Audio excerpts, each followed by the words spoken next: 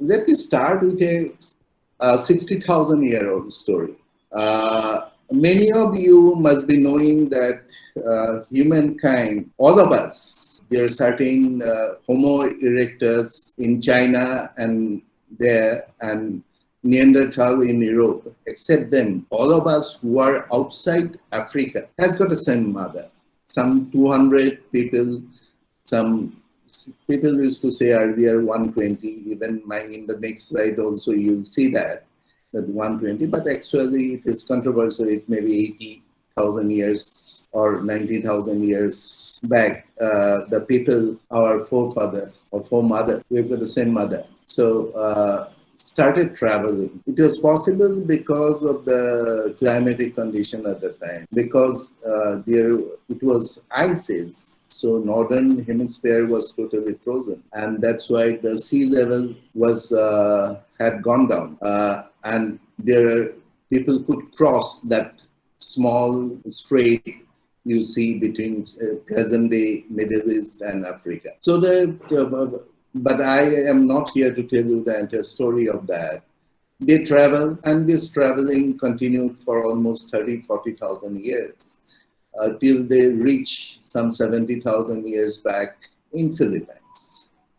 And these are connected those days because, again, for the same reason, because of the sea level had gone down, and because of that, they can walk it across. But still, they couldn't get to Australia. In the meanwhile, what had happened when they were in Philippines? They had a huge volcanic eruption, and many of them died. Just about 1,000 of them were left in Philippines. They are in small, disparate groups, and they started rebuilding their life from there. And after that, they saw some 90-kilometer odd away land, and they wanted to cross. They already were busy used to the sea because they were hunting there, and they used and those places, as you know, in Southeast Asia, like in Assam, you have got bamboos, so it was natural float, and they could use raft and while hunting fishes and things like that. Then some of them decided to cross over, but they need a better raft. See, now the point is that they decided to cross over. That was a goal. And they worked together to create a better raft. They had to plan what are the things to be taken with them during the journey. So their planning element came about. So all we have to do today is nothing new. Some 60,000 years back, when our forefathers, or to be gender-wise correct, foremothers were doing the same thing. It's nothing new. What we are going to discuss in self-leadership today is absolutely age-old thing and what is there within human nature.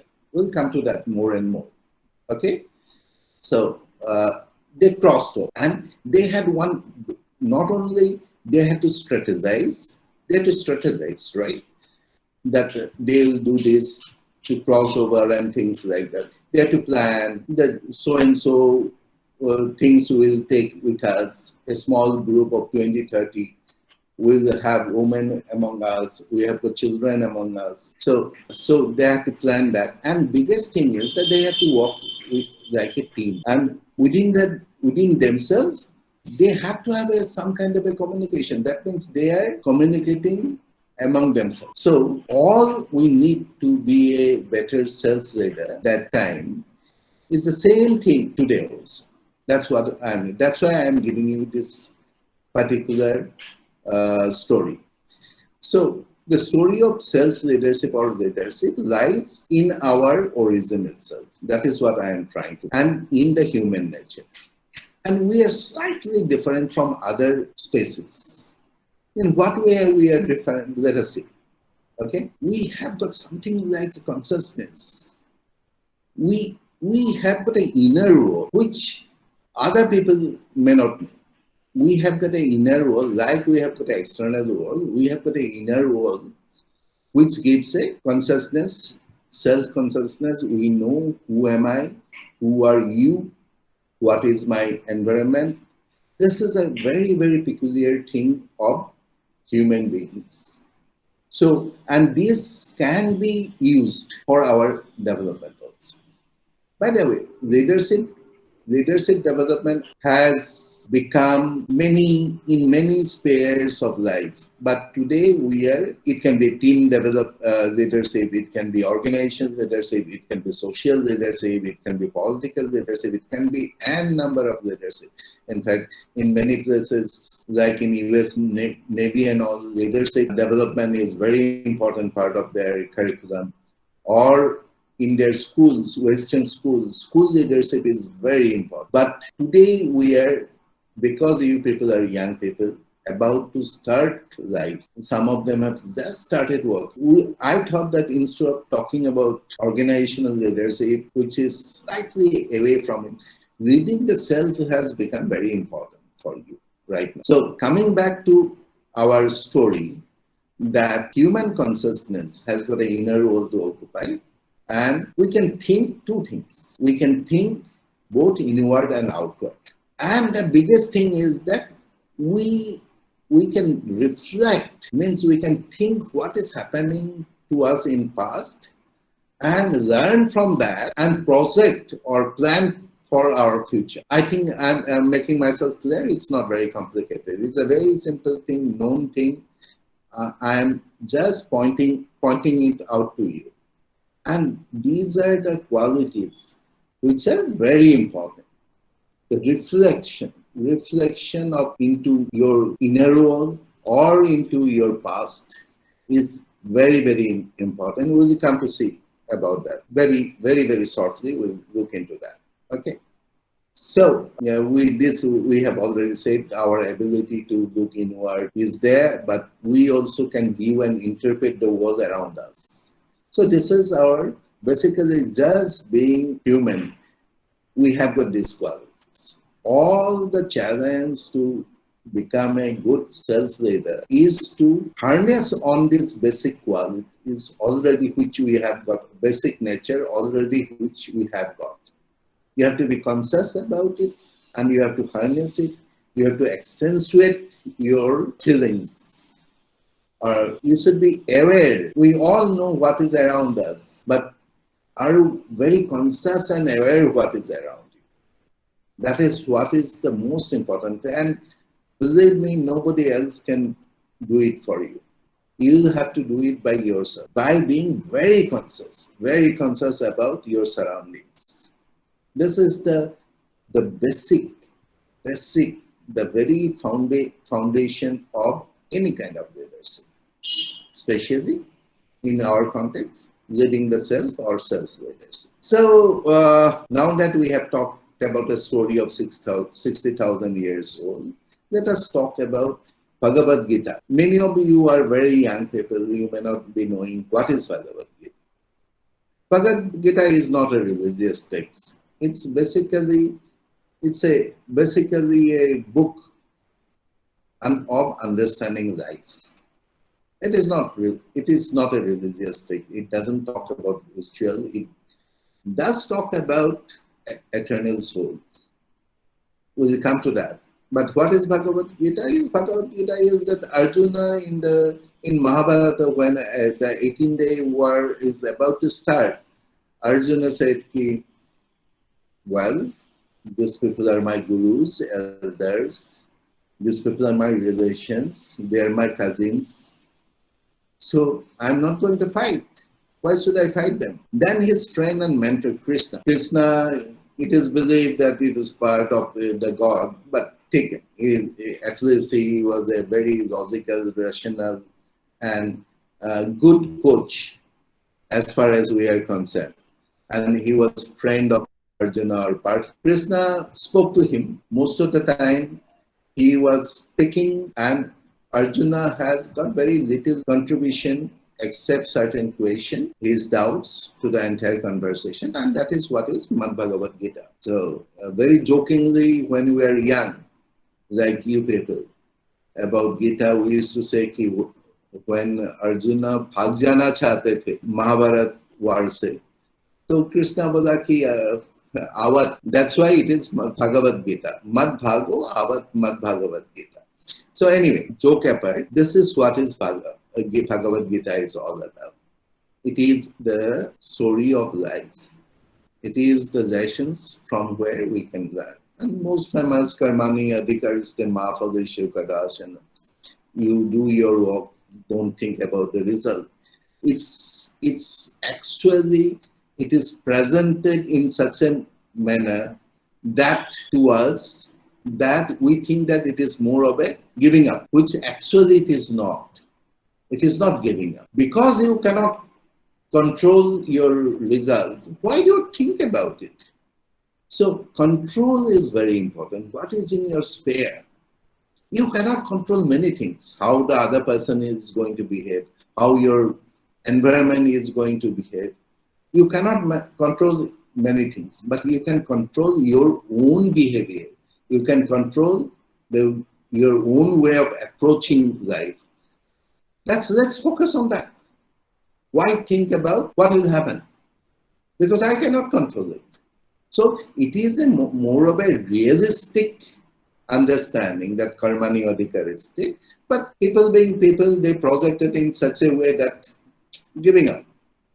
By the way, if I don't say this, then even later on we'll be quoting a lot of Gita and things like that. You won't be understand the spirit.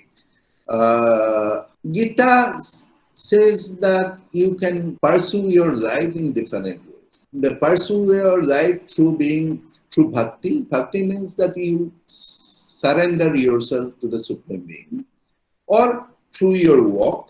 That is also a way in Gita. That is the beauty of it. You do your work. You are actually approaching your goal to life and being one with the Supreme Being, if at all there is a Supreme Being. And there is a third way, what is known as Sankhya. Sankhya is the knowledge. Rough translation is knowledge. Through knowledge also you can approach your life. So there's nothing right or wrong about anything. You can experience life, learn about life through work, through faith, bhakti, or through knowledge. But I sincerely believe you have to have a combination of all three. Little bit of faith, little bit of reading, little bit of knowledge like we are trying to do today, and little bit of experience. The combination of these three only make you complete. We'll come to that. We'll come to that again. If not today, it is not possible, then we'll come in the next session or some other session sometime. Now, Gita says compassion to the eternal soul is self-realization. We have already said that you have to look into your internal world, yourself, to become a leader. Because if you don't know to become a self-leader, if you don't know who are you, what do you want, what your desires are, what actually you think, what do you want to become, if you don't know all this, then how are you going to lead someone? In our case, the self. If I know who am I, then only I can lead myself, right? And Gita says that this self-realization can come only through compassion for the eternal soul. In compassion, we know that empathy. Empathy we know very well. Difference between empathy and sympathy we know very well. Yes? So what is this, can be the modern explanation of eternal soul? Eternal soul is, eternal soul, the translation will be Paramatma. Param Atma. That is the eternal soul. But what is this modern explanation? After all, Gita was written some 100 years back, not as 5,000, 6,000 years back. because it is always added. So the first draft may be oral and things like that, then what is added. Ramayana and Mahabharata was added up to almost 14th, 15th century. Same case with Puranas, same case with Upanishads. So you don't think that it is a very old book. It is continuously a progressing book, added. Like for example, in Ramayana, this is the only avatar of in the Hindu scripture where the God doesn't know that he is God. Rama didn't know that he is God in Ramayana, because the first chapter of Ramayana was added afterwards, where only it was said he was the God. So some later writer from Param Purus make him a godly person. He was a perfect man, not in today's time. He had all kinds of misogynist things to do to Siddhartha. He was a male chauvinist, absolutely no doubt about it. So today you cannot say him as a perfect man, but okay, it was always treated as a perfect man those days. Anyway, coming back to the compulsion of the eternal soul. So what is the modern explanation of eternal soul? Modern explanation of eternal soul, it is the you, me, and my environment. That is what is eternal soul is all about. That is you, me, and my environment together becomes the eternal soul. What they wanted to convey by Param Atma is in very non-spiritual, non-religious term. If we have to explain, we can say that it is you, me, and our environment. Environment doesn't mean only natural environment. I stay in Guwahati, that is my environment. I walk in so-and-so place, that's my environment. My family members are so-and-so, that's my environment. My friends are so-and-so, that's my environment. I work with my colleagues, that's part of my environment. So, eternal soul to me, if you give a modern explanation, is nothing but it's the others, me, and environment where I'm operating. So I have already said that compassion is empathy. If compassion is empathy, that means I am emotionally intelligent. Now let us just skip this and go to the next slide. And many of you may not know what is emotional intelligence. Very shortly, I am very sure in our next session, Gita will talk more about it. But let me try to do a definition of it to make things easy for you. This is your ability to recognize and understand emotions. Now, emotions are what? When we generally say he is very emotional, we speak in negative terms, which is actually not. Emotions are, whenever you are saying something, whenever you are doing something, it is a mixture of your emotions and your logic, whether it is positive or negative. Even you love somebody, that's a positive emotions. So there is nothing negative about it. We won't go into details into this and understand emotion, and it is your skill of using this awareness of understanding your emotion and manage yourself and your relationship with others. That means the moment you get into some walk with your colleague, your family, your friends, that's a relationship. So your teachers, that's a relationship. Everything is relationship when you go ahead in your day-to-day activity or your long-term activity. Everything is relationship. So how do you manage that relationship? Your relationship is basically logic plus rationality plus emotion. And how far a human being is rational, how far a human being is emotional, I'm sure Dr. Gita will address that in the next session. I'm not getting into that right now. So, coming back to that, you have to have self-realization. That is the foundation of self-leadership. Though we are quoting from Gita.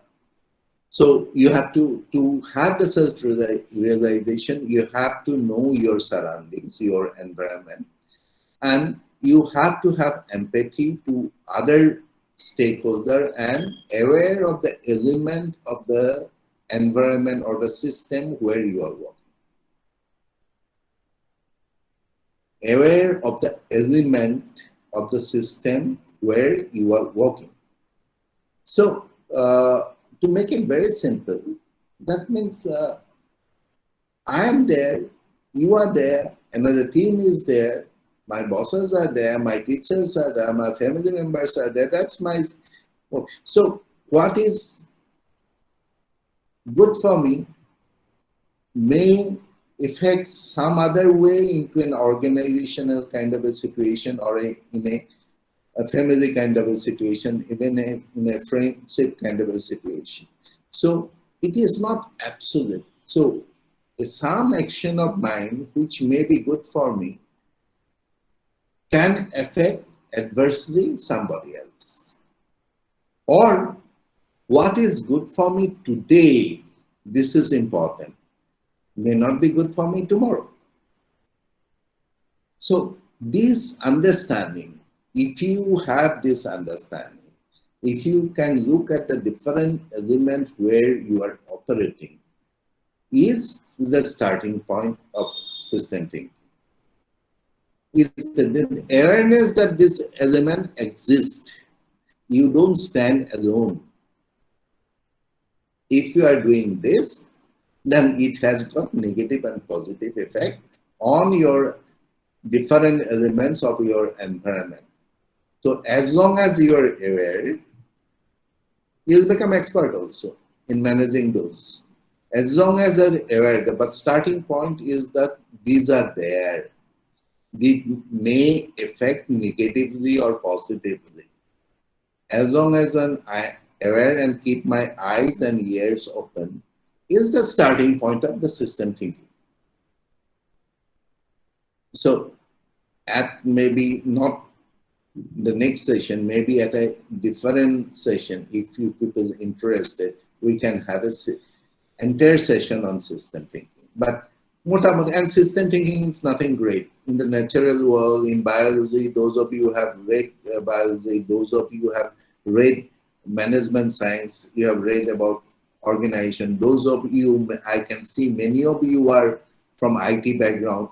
So you know about systems, how one element, one thing affect, there's a feedback and feedback again giving a feedback back is that creating a loop. All these things you are aware of, I think. We can go into details of this, but I am not going to get into details of this. So till now we are talking about self, we are talking about empathy to others, and we are talking about being aware of the system and being a system thinker.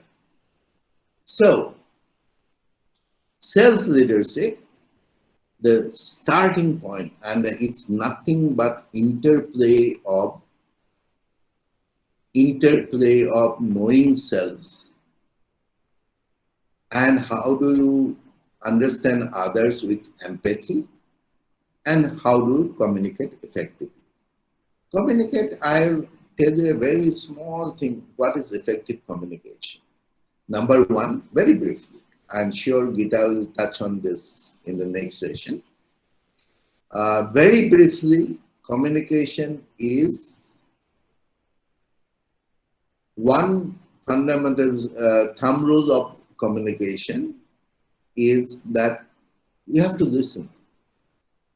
That is the most important thing. His communication is so good. We often say if somebody can use flowery language, which is not true. The first and foremost is that you have to listen. If you don't listen, your communication cannot be effective, because after all, you are conveying certain things to somebody. And what is that you are trying to convey? That is important. And second, and why are you trying to convey those things? That depends on how are you going to communicate. Sometimes writing down is very important. It's a better way of communicating.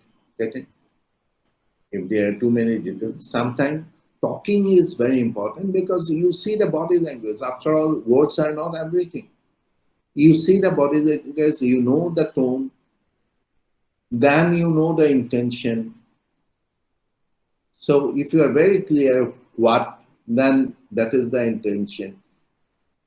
Then you can know what you are going to say and why you are going to say. Then your intention becomes very clear and your communication becomes better.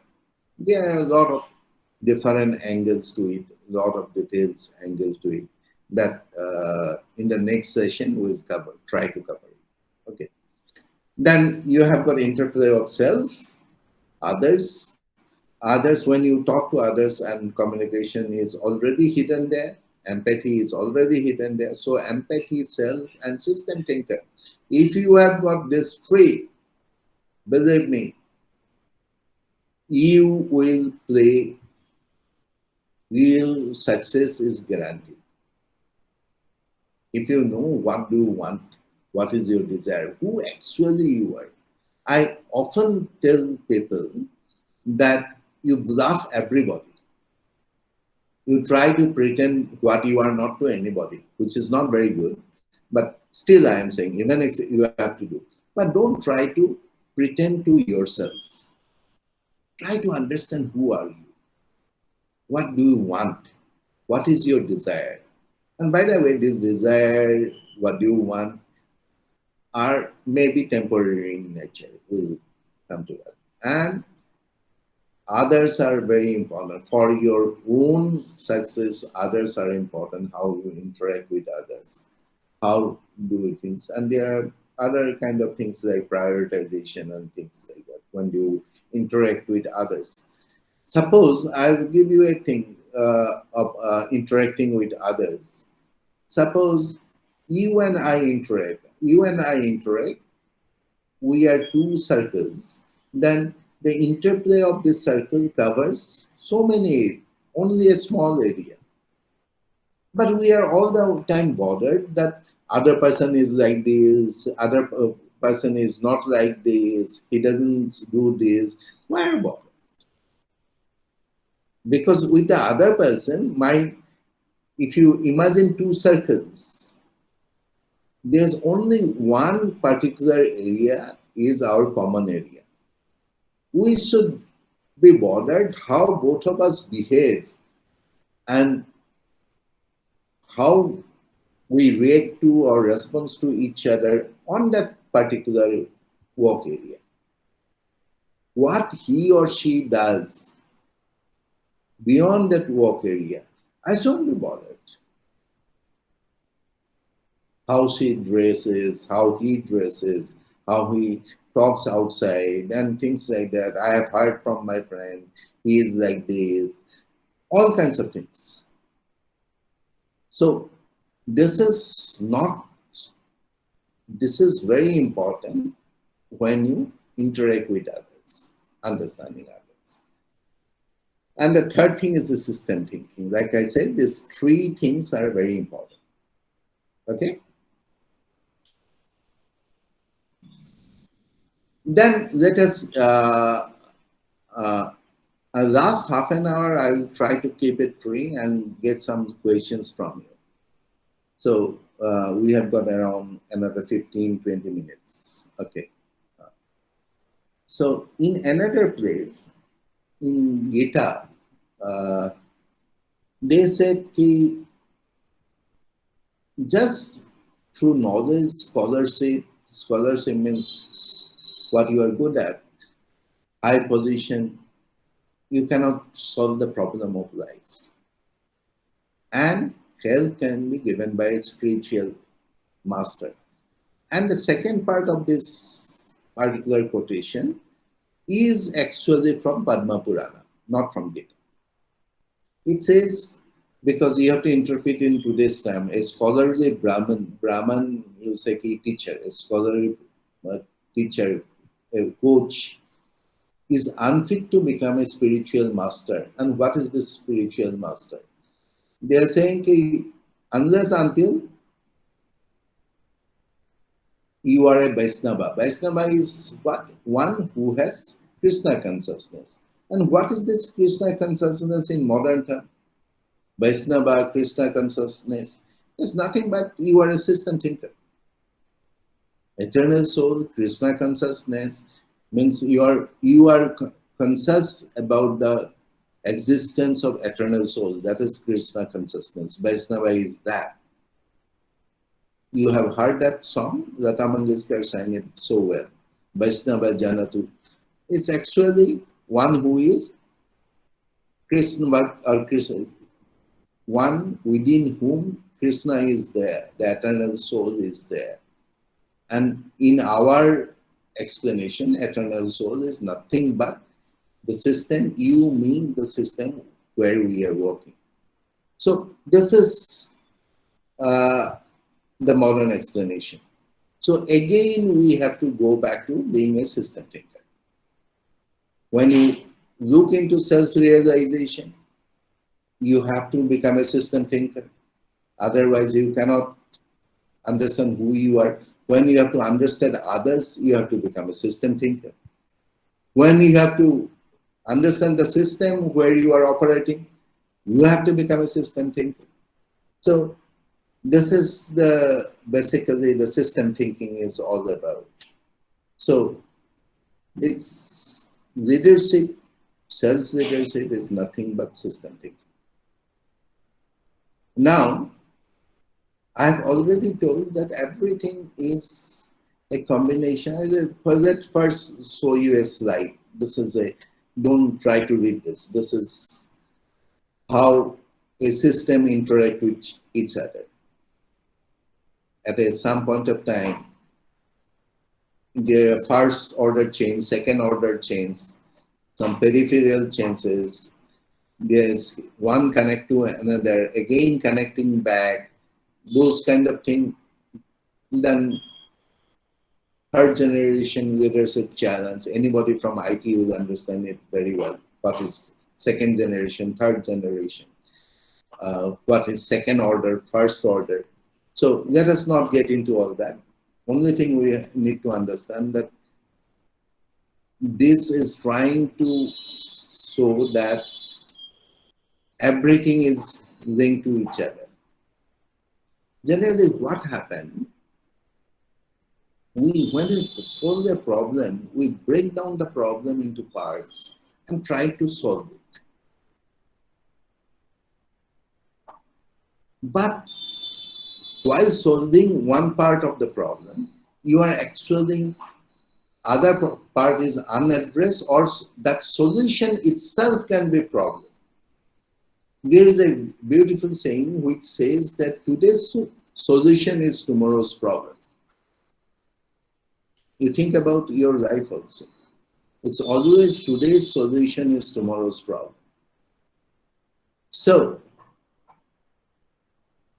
as long as we know that this is the interplay of things, that's enough for thinking about system thinking right now. As long as you are getting the spirit, it's okay. And there is no hard and fast rule that you have to understand like this only. You can understand in a different manner also, your own way. So,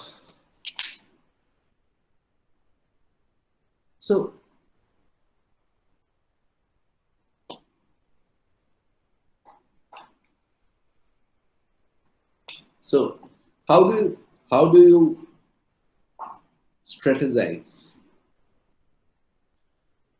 Strategize our journey to our goal. Our journey to our goal. All of us want to be successful. How do I strategize it? See, again, I'm stressing on the fact that it is the relationship.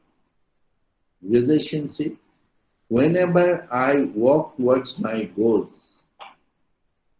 whenever I strategize to my goal, it is always actually I am strategizing my interaction with others or my position and interaction with my environment. So remember only one thing here, and I want to make the best out of environment. Like 60,000 years back, when I am trying to make a boat, I made it out of bamboo, which automatically floats. So I am making the best out of my environment. I am taking advantage of the environment. I eat this thing, I do this thing because I am trying to use the base, trying to get the best out of environment. But you have to remember, it is not a one-way process.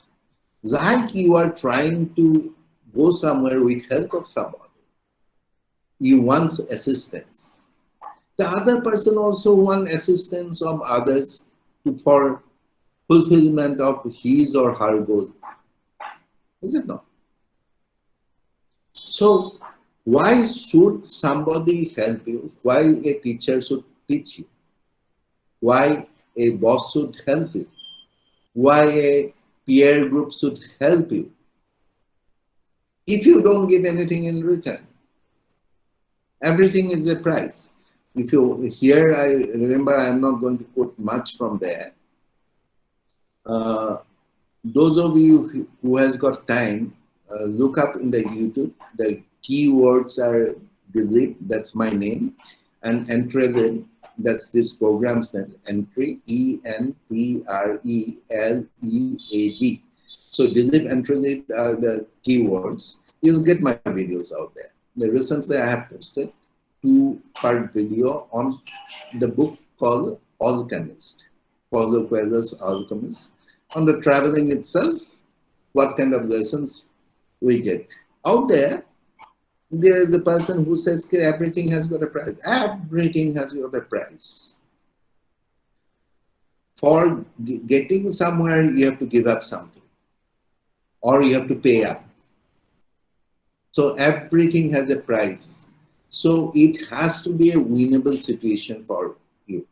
As a teacher, maybe I would like you to succeed. That's my win. If you succeed, your success is my win. I can tomorrow say, look, even I have got little contribution in her success. That's my win. And what is your win? That you have got some inputs in way to your success. So this is the most fundamental rule of any kind of management, any kind of life situation, that it has to be a win-win situation. Otherwise, relationship doesn't happen. It cannot be one-side kind of a relationship. So, basically, it is everything about relationship with our environment, with others, in our journey towards our goal. And that relationship has to be a win-win premise. It cannot be one-way traffic.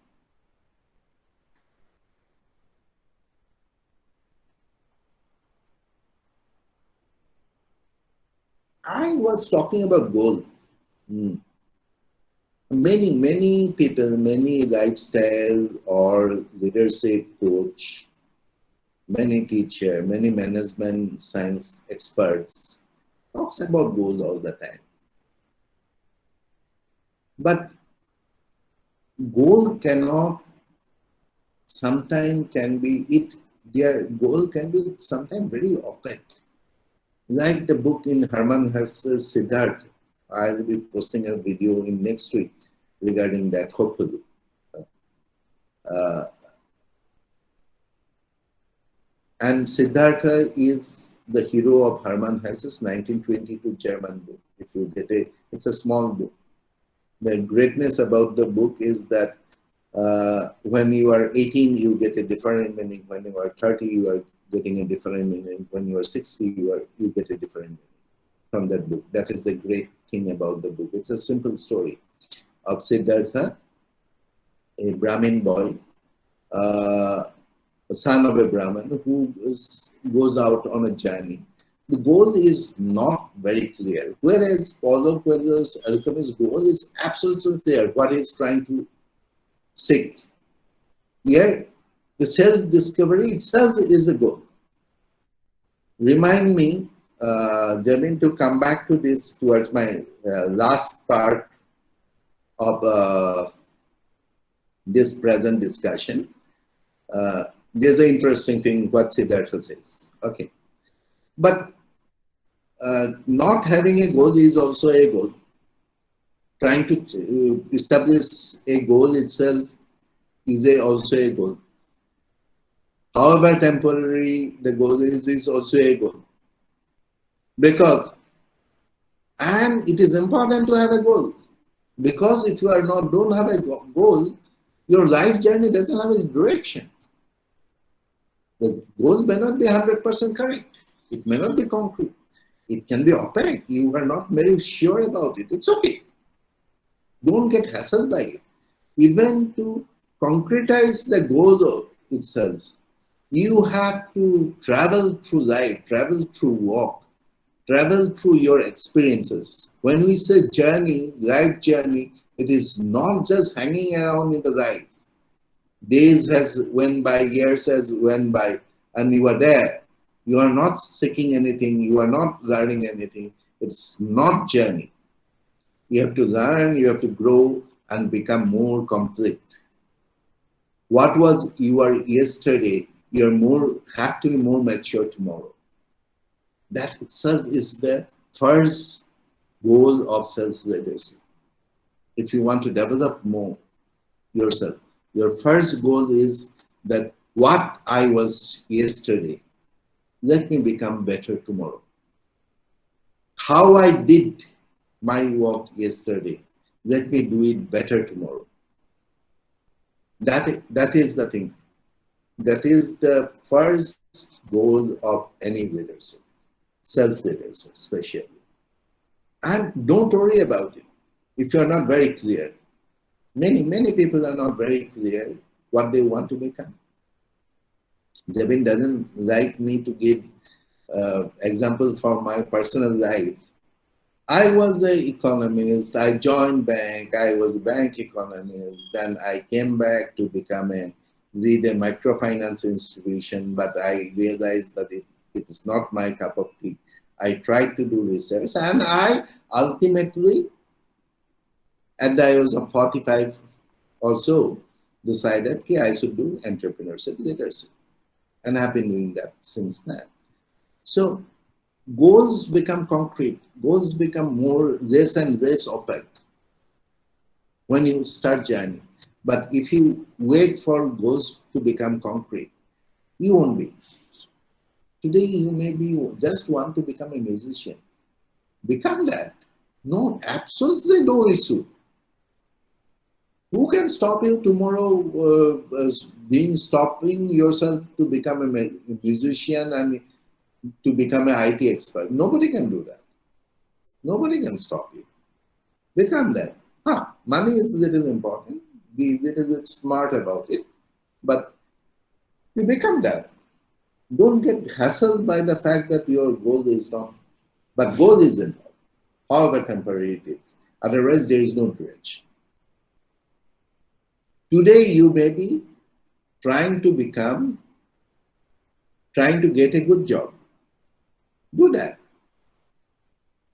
Tomorrow, after experiencing the job situation, you may try to become an independent worker, independent professional.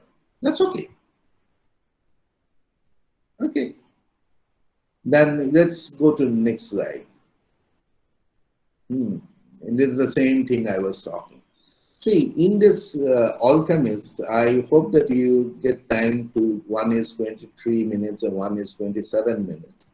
You'll get time to listen to this audio or see the video.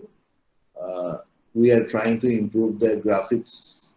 Maybe you can see it after some time, after 7-8 days. Then it will be better. The key lesson is the journey is important. You may get what you want. You may travel all over the world and come back to your own town and do something. But that traveling is very important.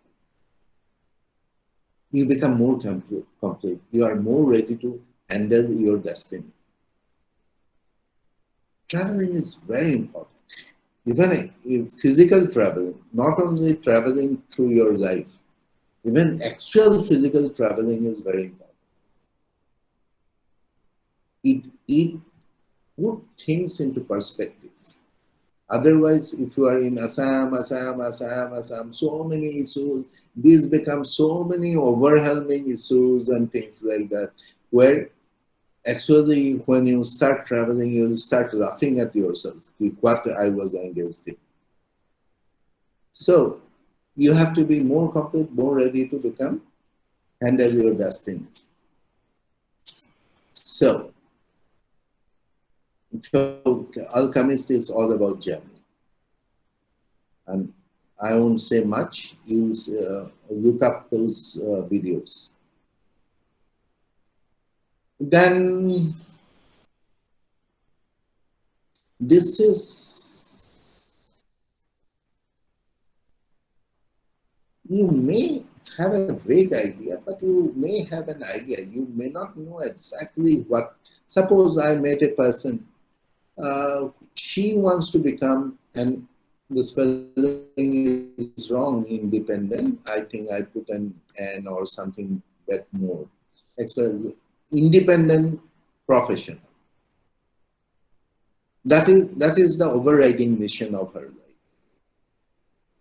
If you want to become an independent professional, I'll take Dr. Gita was sharing with me the other day a story. I think that is the beautiful story of how do you go about doing mission. She is hand-holding some people of a multinational software organization. One person who was an engineer, he says he's a factory engineer, I think steel factory engineer, who wants to own a factory by himself at some point of time. So after becoming, staying in a factory, he realized that there is a software element into the running of the factory also. So that's why he has joined this particular organization. And he also wants to become a political leader at some point of time. So he is involved in some social work back home in his village. He is from Tamil Nadu. So you are absolutely clear that what you are doing today is adding up and leading towards your final goal. Before this talk, I was talking to some young people. What is the biggest problem? What I realized that many of you today, because you are getting a little bit more money, you are shifting to a job which may not have any relationship with your final destination or final mission. You want to become an IT professional, independent IT professional, but today you are taking up a job of marketing, which doesn't have anything to do with it. Even IT marketing is okay, but doesn't have anything to do with IT because you don't know, as you are getting some more money. This is very wrong, because after some time, let me assure you, you'll get used to that money. Today, when you think that from 10,000, 20,000, you are jumping to 50,000. It looks very, very nice. And anybody, even I will get tempted. But ultimately, you get used to this much. But it's a different thing. You want to do a job, you want to become an IT professional, but want to do some job today to gain more expertise, more exposure, that's okay. So don't do it only for money. While money is important, but don't do anything just for money. It doesn't help you in the long run. But money is also equally important. And if it is a related kind of a job, even if you want to become independent tomorrow, you can do a job today. That's absolutely no issue. So this is what I'm trying to say. This also talked about the mission rate. You're overwhelming small goals together adds up to the what is ultimately what you want. Okay, so this I have already covered. Now, this is my most favorite thing. Most of this thing happen because one is not, and this is the fundamental thing of a self-leader. If you don't have this, other thing is not important. You cannot defer gratification. That means you cannot postpone gratification. If you are not capable of, suppose today you like to go to a movie, but you have got other work, if you can't postpone that gratification, you get satisfaction out of going to a movie. If you cannot postpone that gratification, cannot defer that gratification, DEFER, defer, basically means postponing. Deferring means postponing. If you cannot postpone this gratification, especially money and comfort, all other, you may have many other qualities. This is absolutely meaningless. And that leads to my most favorite thing since when I was your age. Siddhartha, in Herman Hesse's Siddhartha, he ultimately, after being a son of a Brahmin who was doing meditation, ritualistic things, etc., then he became an ascetic or Shramana. Shramana is basically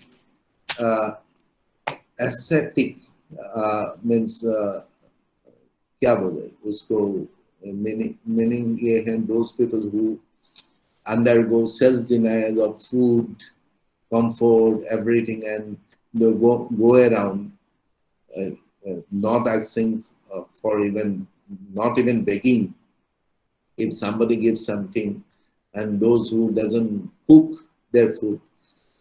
You are depriving everything from which your body requires, depriving everything. So after that, he met Buddha. First, he was a son of a Brahman, basically pursuit of knowledge and things like that. Then he was Shramanas, he was staying in forest. Then he had a brief encounter with Gautama Buddha. Then he met Kamla. Kamla is a courtesan. It's basically a high-end prostitution. It is in olden times they are given due regards, and so it is courtesan is the word. So he wanted to learn life or how to love from Kamala. There is a movie in 70s on this book. The Siddhartha, our hero, not the Gautama Buddha Siddhartha. Siddhartha was Sasi Kapoor and Kamala's role was played by Simi Gerwal. So when he reads Simi Gerwal or Kamala. He said, I want to learn from you. He said, you cannot come like a lion without your hair is in a mess. You cannot come like this. He said, I am a son of a Brahman. Though he has given up all that, but just to impress Kamala, he said that. He said, all that is fine, but everybody who comes to my place comes in a beautiful dress with a lot of money so that I can give gift. See, she was very forthright so that they can give gift and you take up something which he said, I am away from actual life for such a life. What do I take up? Then Kamala said, okay, you should take up whatever you know. You should try to give that to somebody. Do those things like I know how to write, so I write for somebody. And they give me money. So you try to give it to somebody and they ask in return for some money. What do you know? Then Siddhartha said, I know to think, to wait, and to fast. Then Kamala laughed. Is that all you know? Then Siddhartha said, you soon fast, you take in a figurative sense now. Fasting is very important. Fasting, don't take it in a literal sense that you are being hungry. Fasting means depriving yourself of certain comfort. It's very important. Like Siddhartha says, suppose I was not able to fast. Today I would have taken up any kind of work just to eat, and my actual aim or goal to learn from you will be missed because I will be busy in that work. So I want to do some work which will give me enough time or enough money so that I can come and learn. So I'm ready to wait for that. I'm hungry, there's absolutely no problem. So similarly, in your case also, you're hungry about something, hungry about comfort, hungry about money. It's okay. Try to delay it. Then you'll be taking the right decision. You won't take up. The first thing comes on your way, like the Siddhartha didn't take up that. That's why it is very important. And think is strategized, wait is wait, fast is, don't take it in a literal sense, it is a figurative sense. Fast is depriving yourself of certain comforts, which are unessential comfort. So,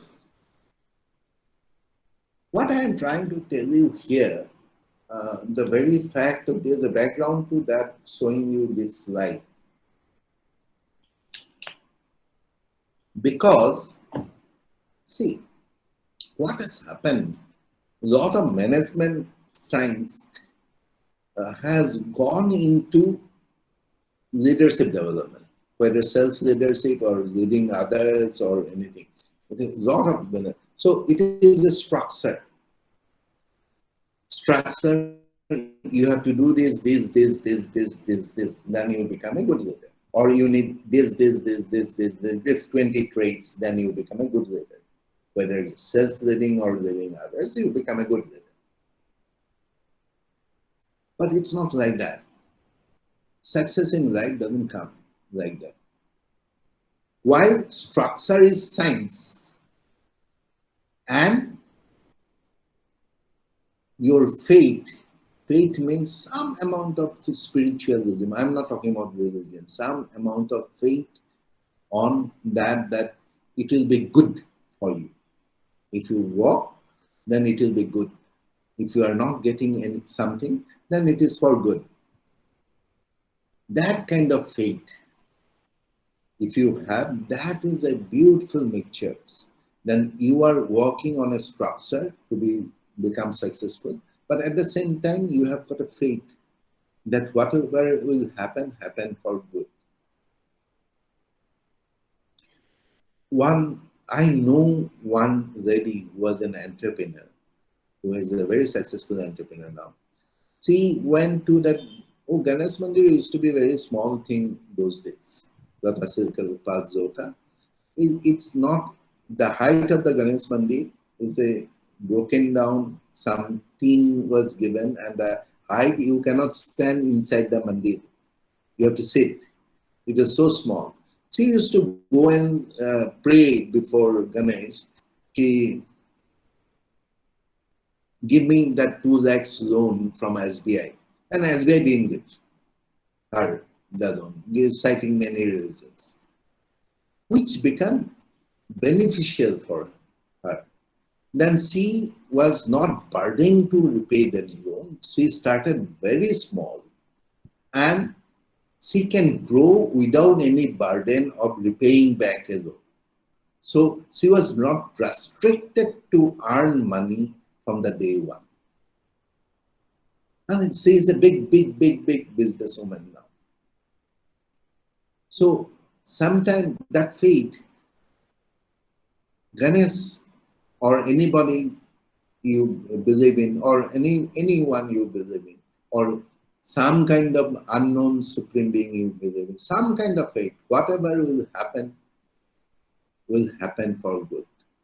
So the Greek word strategy, whenever you strategize your thing, come from the word strategium, the art and science of winning a war.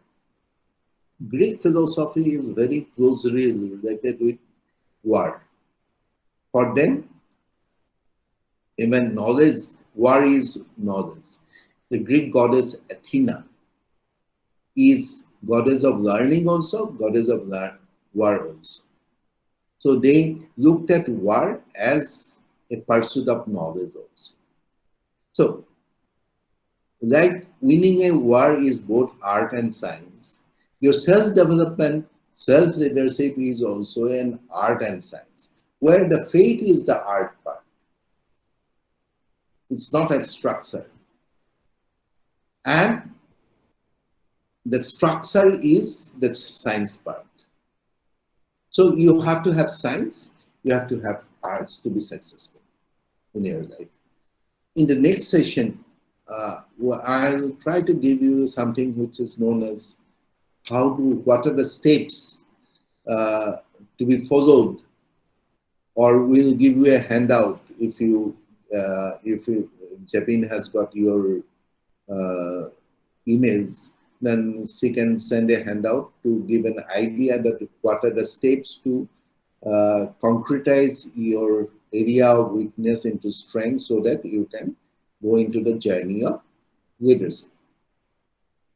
So, this is important to understand. There are a lot of skill center here. Have you seen the right hand on your, this will be, I think this is my right hand side, your right hand side hand also. Knowledge and skills. It is so important. Let us look at the next slide first. There are any kind of leadership, there are 4 kind of skills. One is technical skills. Suppose you are an IT engineer, you have got technical skill. Then you have to manage people too. You have got team members, that's a managerial skill. Then you have got, when you interact with others, that is behavioral skill. And the way you do things, behavior doesn't mean only communication or how do you interact. The way you do things is also a behavior. Suppose before doing something, I always do a market research. That is a kind of a behavior. I communicate in English. This Dr. Gita always says, it's a behavioral shift. Being able to communicate in English or not being able to communicate in English is a behavioral shift. And strategy is your, how do I arrive at my overall goal, the mission? How do I position myself? These are all part of strategy. So again, going back, see, your knowledge skills is just tip of the iceberg. Your environment is outside where we operate. Okay? Like I have said, that your relationship with the environment and others and knowing others and your system are just on the superficial. But this is only possible if you have got a belief system, if you have got empathy, if you have got self-awareness, what do you desire, who are you, what exactly you want, because it is all these are relative terms, and wisdom comes through your experiences, your interaction, your knowledge-seeking behavior. Wisdom comes through that. These are the core. So if you don't have a belief in others, believe in yourself. If you don't have a self-awareness, if you don't have an empathy or emotional intelligence, don't have experience or learning and having a wisdom, and if you don't know your system, then know what is superficial knowledge and skills cannot help you, because that will be empty. The deeper your wisdom is, deeper your self-awareness is, deeper your empathy is, better skills you are, better knowledge you are in a better position to have relationship with others and the environment. So the first task is to ask yourself. And sometime while asking yourself, you may have to shift the way you think. That is a Greek word, metanoia. Meta means beyond, metaphysics, like in metaphysics. Meta means beyond, noia means mind. So beyond mind or shift of mind. The way you think, the way you look at life has to undergo change. How it is going to do, for every individual it will be different. I hope that at some point of time we'll be able to spend some time in smaller groups and face to face. So that will be easier. And we'll try to address some of your individual issues. You write down your individual issues, Devin will contact you and write those things so that in the next session, Gita and I can take up those individual issues. Okay. So metanoia is shift of mind. So finally, before we sign off, this I am not going to teach or talk in detail, but ask yourself, are we a team player? Problem with us that from the very beginning, when we are in schools and colleges, we have to become first. Our parents learn, you have to become first. But actual life, you have to become a team player. Better the team player you are, better success will come to your life. But we are taught, so this is a huge shift of mind you have to have. Huge shift of mind, the tremendous understanding of empathy you have to have. So, are we a team player? Yes or no? I leave it to you.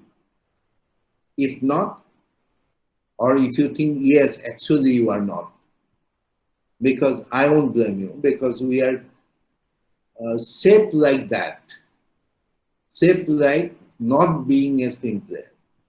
We in school we don't have to do a teamwork. All we have to, in fact, how I become first is that the other person failed to become first. So I'd rather go for her failure rather than her success. But in a team, you have to work for other team members' success also.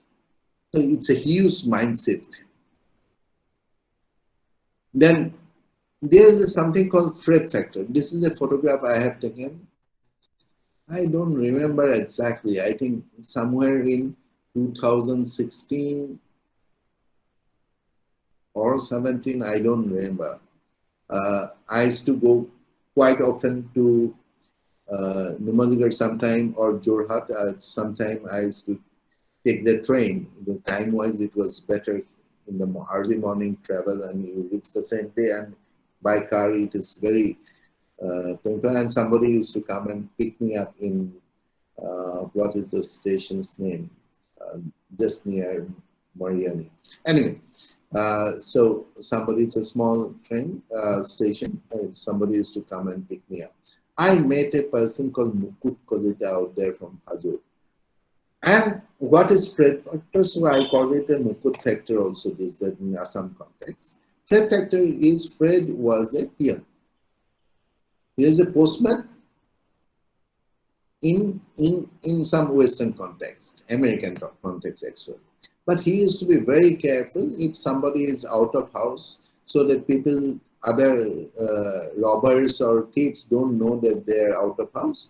So he used to bound all the bills and letters separately and don't throw it just outside the house so that he can give back once the owner come back. So this is something extra you are doing. Are you doing extra to become a self-leader? What is needed you at the time you need to do this? But are you doing extra? That extra is known as Fred factor. And I call it Mukut factor because I saw this gentleman who used to give tea in the coach. He used to go extra to help people in having their food. Suppose while coming back, I saw once in Saparmog, it waited for a long time and people will be missing their dinner. He bought some samosas and distributing it among the people, tea and samosas from the station. That's not his work. His work is just to whatever available in the train canteen to supply that. But he thought about people. He is trying to do that extra. Remember that always. That extra part is so important. The Fred factor or the Mukut factor is so important. Do you have respect, trust, and care? Can you find out who are these people? Saruk Khan and Kajol in Iceland.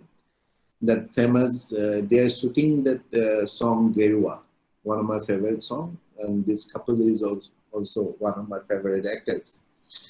So look at the way he is covering her. The respect, trust, and care. They work for such a long time. Have you heard any kind of gossip about them? No. Because there's so much of respect, so much of trust, so much of care. If sometime we get more, if you go to YouTube, you will see the filming of this song. There is a YouTube video on that. Try to see that song. The amount of the way the person has to lean and she has to trust that she will be held. Trust on the other person, the care of the other person, respect of the other person. She has to trust on that. So this is very important for human relationship. And these cannot be shown superficially. If you don't have respect, you cannot trust. And in your behavior, one can make out that whether you have got respect or no respect. But remember one thing. Let me go back to, again, Gita. That's Arjuna told Krishna, you are asking Arjuna to fight. What kind of fight is that? All my cousins will die if I win. So in my victory, it will be defeat. How I'm going to live with the fact that I have killed all my cousins and all my relatives? I'm not going to be happy. The same thing happens to us also. In our victory lies our defeat. Try to avoid that.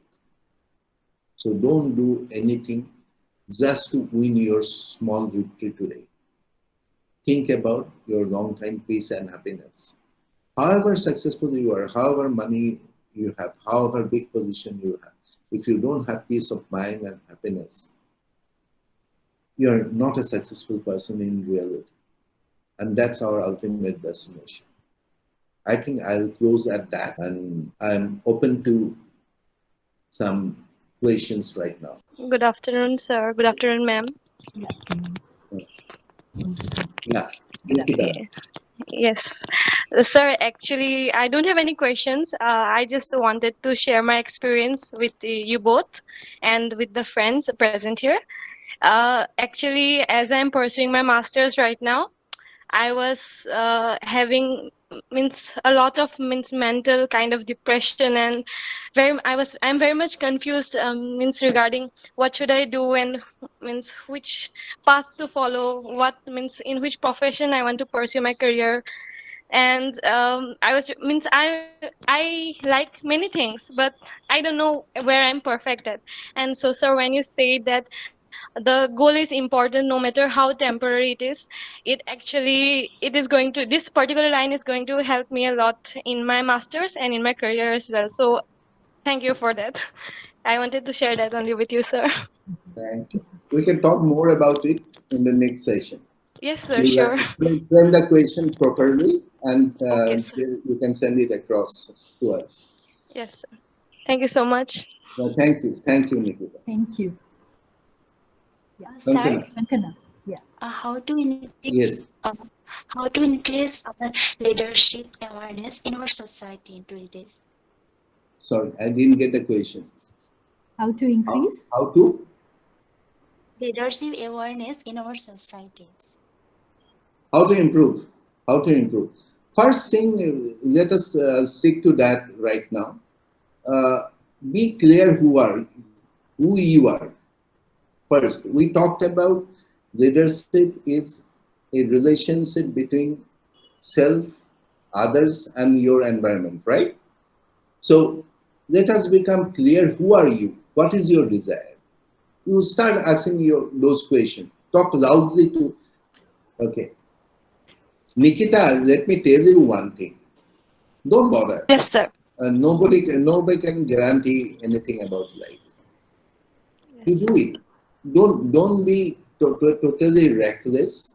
Think a little, Yes, but sir. in the long run, you cannot do anything which you don't love. I can tell you that. What you don't love, you cannot do it.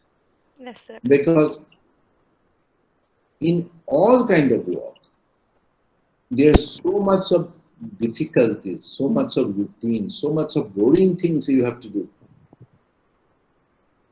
It is not always interesting. So much of boring thing you have to do in all kind of work. So if you don't love the work, you won't be able to pursue it for a long time. You won't be good. I understand your problem. Your parents will say, "Ki, this is unviable. ये भी एक career हुआ क्या?"